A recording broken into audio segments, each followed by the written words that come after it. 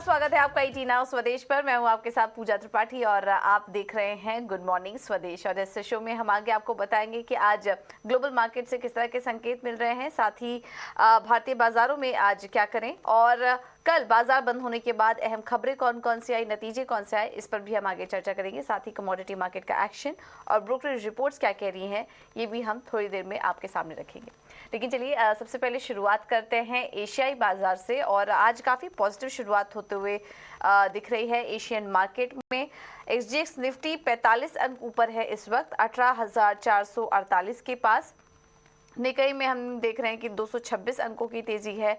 Korea के बाजार भी हरे निशान में है। हांगकांग के बाजार भी करीब 110 अंक ऊपर है। चीन के बाजार को छोड़ दें जो कि हल्का कमजोरी के साथ कारोबार कर रहे हैं, बाकी सभी इंडाइसेस इस वक्त मजबूती के साथ ट्रेड कर रहे हैं। चीन में कुछ इंपॉर्टेंट आंकड़े भी आने वाले हैं, वहाँ पर इकोनॉमिक डेटा आएंगे। उसके पहले हम देख रहे हैं कि चीन के बाजार में हल्की वीकनेस है, लेकिन बाकी सभी जो इंडिकेटर्स हैं वो इस वक्त हरे निशान में कारोबार कर रहे हैं। कल ग्लोबल मार्केट से भी जो संकेत आ रहे थे वो भी ठीक ठाक ही थे, ज़्यादा कुछ दिक्कत वाली बात नहीं थी। लेकिन डेट सीलिंग को लेकर अभी भी जो डर है वो बना हुआ है बाजार में। लेकिन उसके पहले हमने देखा कि हरे निशान में क्लोजिंग रही और पिछले 4-5 दिनों से जो गिरावट का दौर था उस पर कहीं ना कहीं ब्रेक लगा।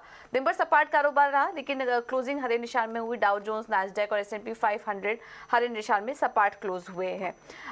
वहीं जैनेट येलेन की तरफ से जो ट्रेजरी सेक्रेटरी हैं उनकी तरफ से लगातार कॉशियस रहने वाले बयान निकल कर आ रहे हैं। उनका कहना है कि डिफॉल्ट से बचने के लिए 1 जून से पहले ही डेट सीलिंग पर फैसला लेना बहुत ज़रूरी होगा। अगर ऐसा नहीं हुआ तो डेडलाइन रुकने तक अगर ज़्यादा इंतज़ार किया गया तो इससे बिजनेस और कंज्यूमर सेंटिमेंट दोनों पर ही असर पड़ सकता है।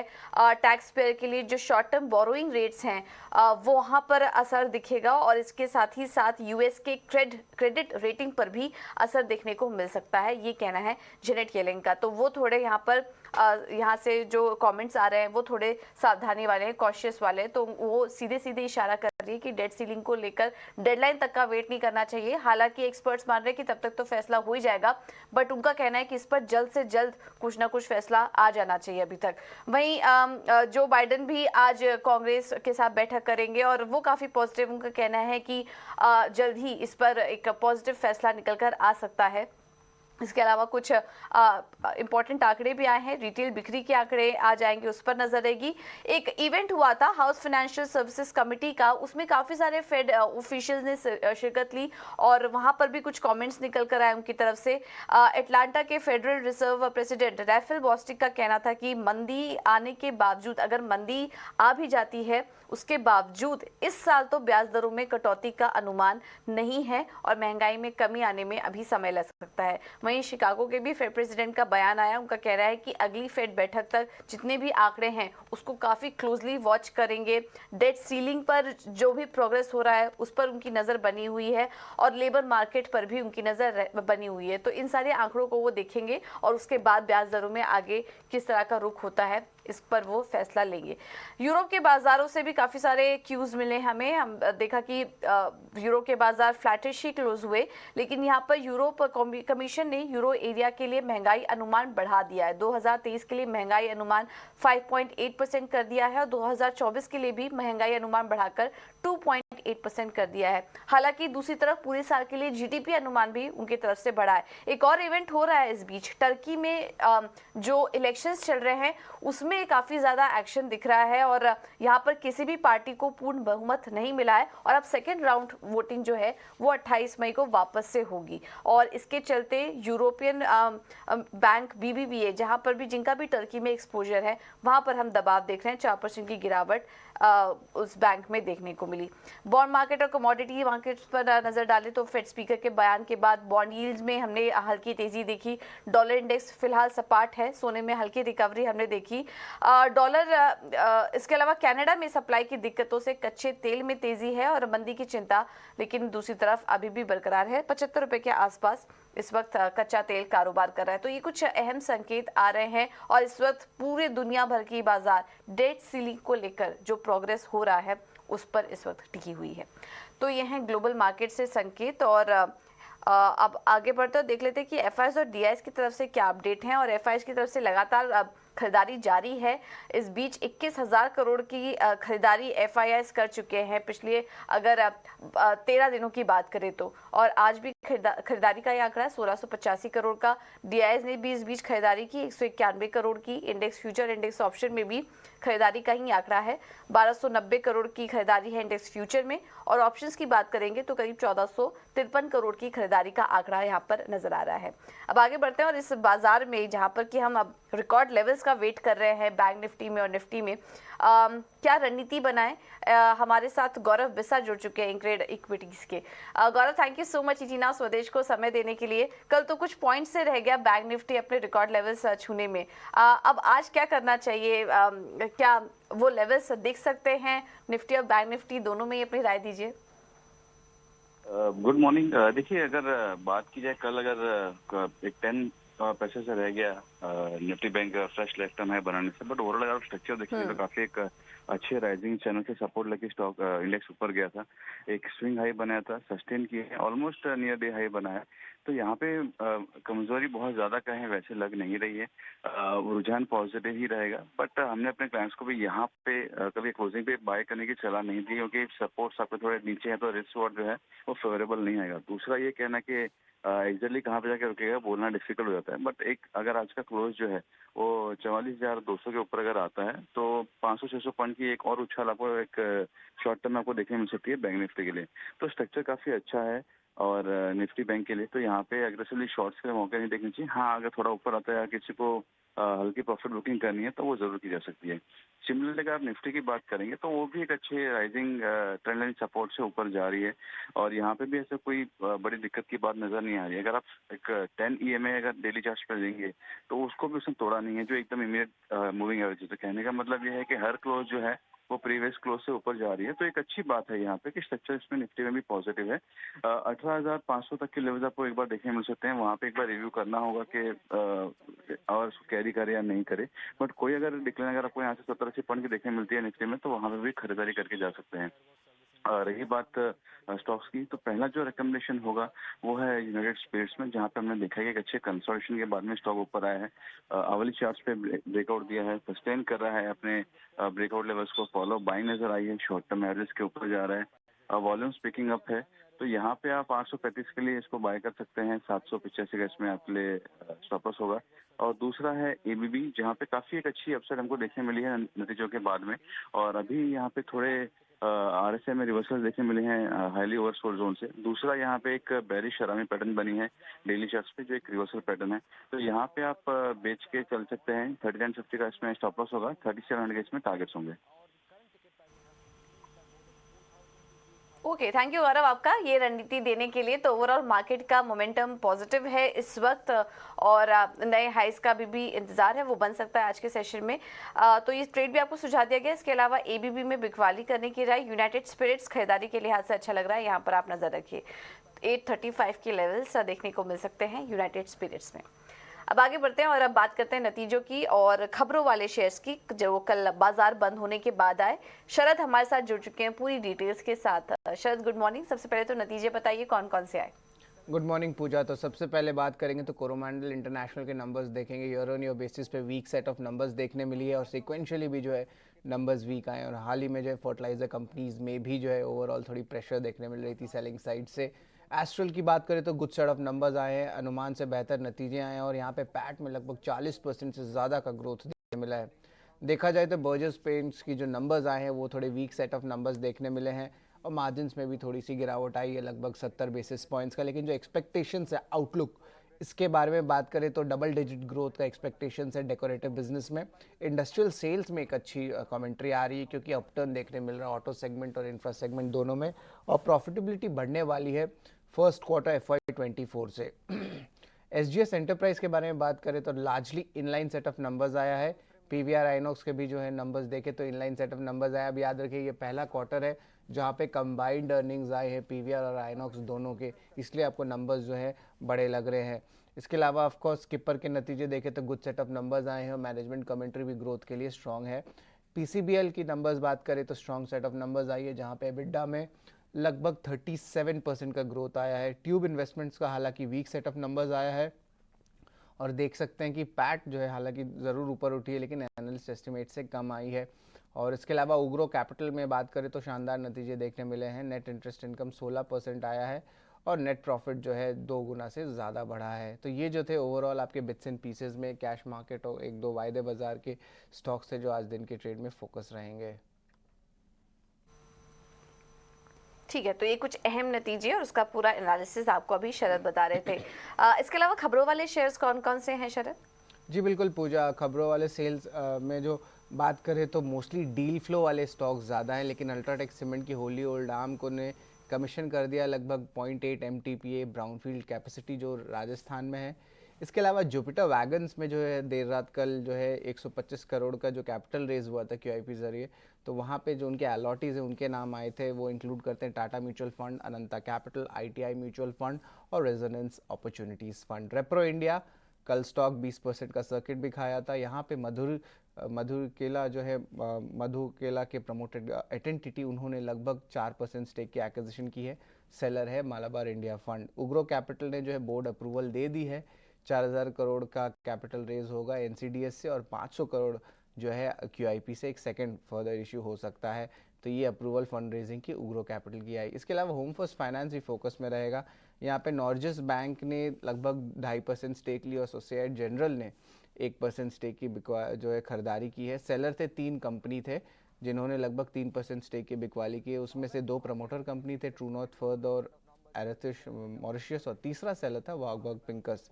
सैट इंडस्ट्रीज हालांकि मार्केट कैप तो सिर्फ 800 करोड़ है और लिस्टेड है BSE NSE में, लेकिन यहाँ पे आशीष कचोलिया बंगाल फाइनेंस ने लगभग 4% स्टेक ली है एरोफ्लेक्स इंडस्ट्रीज में, जो कि एक IPO बाउंड कंपनी, और सैट इंडस्ट्रीज का 90% से ज़्यादा स्टेक जो है एरोफ्लेक्स इंडस्ट्रीज में है। तो इस स्टॉक को जो है आप सैट इंडस्ट्रीज को स्पेशली लिस्टेड स्पेस में ज़रूर ट्रैक करिएगा। ड्यूलैंड लैब में PNB पारिबस ने लगभग 0.6% स्टेक की एक्विजिशन की है। वहीं ईथॉस पे बात करें तो उनके जो MD है यशवर्धन साबू, उन्होंने लगभग 1.5 लाख शेयर्स की बिकवाली की है ओपन मार्केट में। सैक्सॉफ्ट भी फोकस में रहेगा। यहाँ पे प्रीमियर इन्वेस्टमेंट फंड ने जो है लगभग 5.5 लाख शेयर्स की एक्विजिशन की है, जो ट्रांसलेट होता है ऑलमोस्ट 0.5% इक्विटी पे। लेकिन दिन के ट्रेड में एक चीज़ और याद रखिएगा कि ONGC और OIL इंडिया जो है सेंटिमेंटली पॉजिटिव इम्पैक्ट देखने मिल सकता है, क्योंकि एक और अनाउंसमेंट आई है जहाँ पे विंडफॉल की जो गेन टैक्स है उसमें रिडक्शन है डोमेस्टिक क्रूड प्रोडक्शन में, अब उसको नील कर दिया गया। पहले ऑलमोस्ट 4100 रुपीज़ पर टन था, लेकिन ये जो फाइनेंशियल इम्पैक्ट है ये एक्सपेक्टेड है कि ये न्यूट्रल रहने वाला है, क्योंकि क्रूड प्राइसेस जो है ऑलमोस्ट $75 प्रति बैरल गिर चुके हैं। तो ओवरऑल जो है हम कह सकते हैं deal specific capital fund raise, इस पे जो है आज ज़्यादा न्यूज़ फ्लो होगा। ठीक है, तो ढेर सारे न्यूज़ फ्लोज भी हैं आज डील स्पेसिफिक और फंड रेस से जुड़े, उस पर आप नज़र रखिए। और आज ऑयल एंड गैस सेक्टर भी फोकस में रह सकता है विंडफॉल टैक्स की खबर से, जो कि अब 41 रुपये प्रति टन से घटाकर खत्म कर दिया गया है। तो इसका असर आज यहाँ पर देखने को मिल सकता है। शरद, बहुत धन्यवाद आपका ये सारी जानकारी देने के लिए। अब आगे बढ़ेंगे और फोकस करते हैं कुछ और भी नतीजों पर। और आज भारती एयरटेल अपने नतीजे घोषित करने वाली है। अनुमान लेकर सौमित हमारे साथ जुड़ चुके हैं। सौमित, बताइए भारती एयरटेल के नंबर्स कैसे रह सकते हैं? अगर कंसोलिडेटेड बेसिस पे अगर आप देखेंगे तो muted set of numbers expected है। रेवेन्यू और एबिटा में करीब 2-2.5% की ग्रोथ एक्सपेक्टेड है on a sequential basis. EBITDA margins largely flat होंगे अराउंड 51.4% के आसपास, बट नेट प्रॉफिट में 81% का ग्रोथ होगा। बट एयरटेल के नंबर्स में इंडिया मोबाइल बिजनेस का क्या परफॉर्मेंस रहा है वो ट्रैक करना सबसे ज़्यादा इंपॉर्टेंट है। वहाँ पर अगर आप देखेंगे तो रेवेन्यू ग्रोथ जो होगी इंडिया मोबाइल बिजनेस की वो सिर्फ 1.5% की होगी, जो कि सबसे स्लोएस्ट रेवेन्यू ग्रोथ होगी पिछले 10 क्वार्टर में। और ये इसलिए है क्योंकि कोई भी ब्रॉड बेस्ड टैरिफ हाइक नहीं लिया गया था Q4 ऑफ FY23 में। उसके अलावा अगर आप देखेंगे तो ARPU का जो नंबर है वो 196 के आसपास आने की एक्सपेक्टेशन है। पिछले क्वार्टर ये नंबर 193 का था। अब जो भी ये मार्जिनल ग्रोथ हमें ARPU में देखने मिल रहा है वो इस कारण है क्योंकि जो मिनिमम रिचार्ज प्लान्स थे वहाँ पे एक हाइक देखने को मिला था हमें, और ये जो मिनिमम रिचार्ज प्लान्स में हाइक था ये स्टैगर्ड बेसिस में लिया था कंपनी ने पैन इंडिया वाइज अगर आप देखेंगे तो, और इसी कारण इसका पूरा बेनिफिट Q4 में रियलाइज़ नहीं होगा, जबकि Q1 ऑफ FY24 में रियलाइज़ होगा। उसके अलावा अगर आप देखेंगे तो सब्सक्राइबर बेस में भी मार्जिनल ग्रोथ एक्सपेक्टेड है, बट कुछ एनालिस्ट ऐसा भी कह रहे हैं कि सब्सक्राइबर बेस जो है वो डिक्लाइन भी कर सकता है एयरटेल का, तो ये नंबर ट्रैक करना इंपॉर्टेंट होगा। उसके अलावा अगर आप देखेंगे तो अदर बिजनेसेस जो है, जो कि ब्रॉडबैंड और एंटरप्राइज है, उसमें अच्छा खासा रेवेन्यू ट्रैक्शन एक्सपेक्टेड है, बट डीटीएच बिजनेस की जो परफॉर्मेंस होगी वो सिक्वेंशियल बेसिस पे वीक आ सकती है, ऐसा एनालिस्ट का मानना है। अब अफ्रीका के नंबर्स कुछ दिन पहले ही कंपनी ने रिपोर्ट कर दिए गए थे और वो numbers pretty much in line थे स्ट्रीट एस्टिमेट्स के सामने।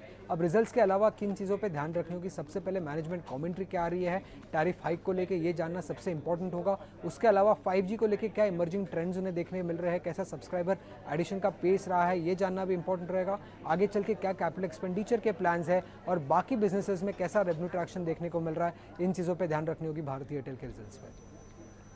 बताते हैं कि ब्रोकरेज हाउस के रडार पर कौन कौन से स्टॉक्स हैं। हमारे साथ वामाक्षी जुड़ चुकी हैं पूरी डिटेल्स के साथ। वामाक्षी, गुड मॉर्निंग, बताइए। Good morning. शुरुआत करते हैं हम पॉली कैब से। जेफरीज की तरफ से रिपोर्ट आ रही है और उनका कहना है कि मजबूत एग्जीक्यूशन कंपनी में अभी भी जारी है और इनफैक्ट जो B2B डिमांड है यहाँ पर काफ़ी मजबूत नजर आ रही है, क्योंकि प्राइवेट केपेक्स हो रहा है और काफ़ी गवर्नमेंट मेजर्स भी है। तो ओवरऑल जेफरीज ने खरीदारी की राय ज़रूर दी है पॉली कैब्स पर, मगर अपना टारगेट प्राइस भी बढ़ाया है, 3630 से बढ़ाकर 4290 कर दिया है। इसके अलावा बर्जर पेंट्स भी हमारे रेडार पर है। हम देख रहे हैं कि 2 ब्रोकरेज रिपोर्ट्स आए हैं। मॉर्गन स्टैनली ने अपनी इक्वल वेट की राय को बरकरार रखा है टारगेट प्राइस 611 के साथ, और मैक्वायरी ने अंडर परफॉर्म की राय को बरकरार रखा है, मगर इन्होंने भी अपना टारगेट प्राइस बढ़ाया है 480 से 510 कर दिया है। मॉर्गन स्टैनली का मानना है कि चौथे तिमाही के नतीजे हायर एड स्पेंड्स के चलते थोड़े मिस हुए हैं, अनुमान से कमज़ोर आए हैं, मगर FY24 के लिए डिमांड आउटलुक और मार्जिन रिकवरी को लेकर वो काफ़ी कॉन्फिडेंट नजर आते हैं। इसके अलावा अगर हम बर्जर पेंट्स की बात, अगर मैक्वायरी की रिपोर्ट की बात करें जो बर्जर पेंट्स पे आई है, उनका कहना है कि स्लोअर Q4 सेल्स परफॉर्मेंस देखने मिला है एशियन पेंट्स के कंपैरिजन में, और ग्रासिम की एंट्री एक कंसर्न है। तो ओवरऑल मॉर्गन स्टैनली की तरफ से इक्वल वेट की राय आ रही है और मैक्वायरी की तरफ से अंडर परफॉर्म की राय आ रही है, मगर उन्होंने अपना टारगेट प्राइस बढ़ाया है। इसके अलावा HDFC लाइफ भी हमारे रेडार पर रहेगा।